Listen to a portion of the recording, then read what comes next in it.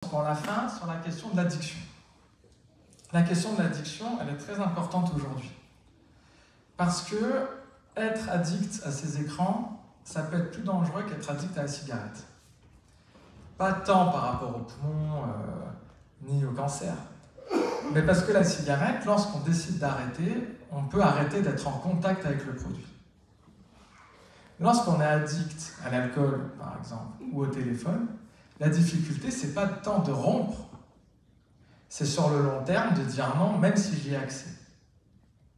Celui qui est alcoolique, ce dont il a peur, c'est pas d'arrêter l'alcool. C'est de dire, ouais, mais comment je vais faire quand mes potes ils vont boire devant moi? Comment je vais faire quand à un carrefour, je vais passer devant le rayon alcool? Ben là, c'est encore pire, parce que nous, on va demander aux enfants d'avoir une autogestion sur un produit qu'ils ont accès constamment, qu'ils ont dans la poche, et parfois même qu'ils ont dans la poche, au poignet, et dans pas longtemps sur les lunettes connectées. Donc là, on ne peut pas rentrer dans une politique de la guérison, c'est pas possible. Il faut s'imaginer que l'enfant, même si par faire une cure, ça ouvre, hein. Là, tout ce que je vous dis, moi dans l'addiction, je le vois, il y a des centres qui ouvrent par rapport à l'addiction aux jeux vidéo, à l'addiction au téléphone, l'addiction aux jeux en ligne, parce que du coup, ça passe aussi par l'écran, etc. Mais lorsque la personne va sortir de la clinique, elle va être bien. Elle va dire, tiens, j'ai réussi, j'ai tenu 15 jours, 3 semaines sans téléphone, je me sens bien, je me suis remis à la lecture, tiens, j'ai même découvert que j'aimais l'aquarelle, etc. Sauf que dès qu'il va ressortir, qu'est-ce que ses parents ils vont faire? Ils vont lui rendre le smartphone, ils vont lui rendre la montre, rien que pour savoir, tiens, si tu pars en vacances ou tu vas quelque part, il faut que je puisse t'avoir au téléphone. Donc là, on lui remet directement l'objet.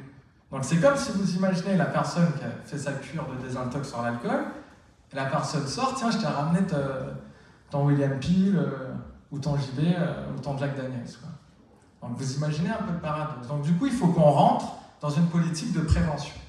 Pour comprendre l'addiction, il faut comprendre que les addictions s'installent avant 25 ans. C'est très dur d'être addict après 25 ans, c'est pour ça que d'ailleurs, tous ceux qui sont mis à fumer après la fac peuvent fumer 3-4 clopes en buvant un coup, avoir le paquet à la maison et pas forcément refumer derrière. Pourquoi? Parce que le cerveau, il va se développer dans une sélection neuronale, c'est-à-dire que la sélection neuronale, c'est que le cerveau, il a une masse de neurones, et plus on l'active, plus c'est comme les sarments de vigne, il va consolider les zones activées, et il va couper les sarments où il n'y a pas de sève. Et c'est pour ça qu'on parle d'une sélection et d'une arborescence. Donc la plasticité cérébrale jusqu'à 25 ans est très importante. Le cerveau, il est très souple. Ça, c'est un point très positif parce que du coup, tout ce qui est traumatisme, c'est très très rare chez les enfants et les adolescents. En tout cas, ça part très rapidement parce qu'ils sont très résilients, parce que du coup, le cerveau est souple. Par contre, ça fait que les mauvais comportements, s'ils sont répétés, ils s'intègrent aussi beaucoup plus facilement. À la fois, il peut apprendre une langue super facilement, alors que nous, c'est plus dur. En même temps, il peut se remettre d'événements douloureux et tristes. Mais du coup, il faut le préserver parce que cette qualité, cette ressource peut être un défaut en ce qui concerne l'usage du numérique. Le cerveau, il n'y a pas de circuit vraiment de l'anxiété, on n'est pas sur un management autoritaire. Naturellement, l'être humain, il est sur un management de la récompense. On parle du circuit de la récompense, c'est-à-dire que nous, on fonctionne à la carotte. Ce qui nous fait lever le matin, c'est pas la peur. C'est au contraire, c'est l'envie de réussite. Ça paraît un peu fou quand on le dit, parce que c'est vrai que pendant des générations, on a fonctionné sur un management d'autorité, peur de l'échec, etc.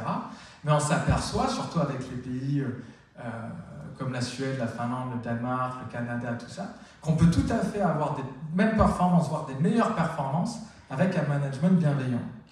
Pourquoi? Parce que ce qui nous fait avancer, c'est la libération de sérotonine, de dopamine, etc. C'est typiquement le propre du scrolling.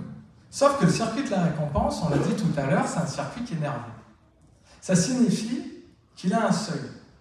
Tant qu'il reçoit une quantité de dopamine suffisamment haute, mais pas trop haute non plus, ça redescend. Et donc du coup, on n'en est pas addict.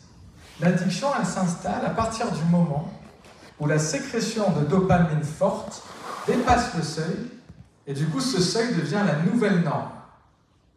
Donc l'addiction, ce n'est pas la recherche du plaisir, C'est pour ça qu'il faut sortir des clichés.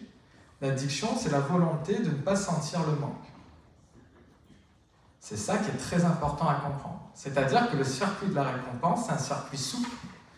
On lui donne du plaisir, il sécrète de la dopamine.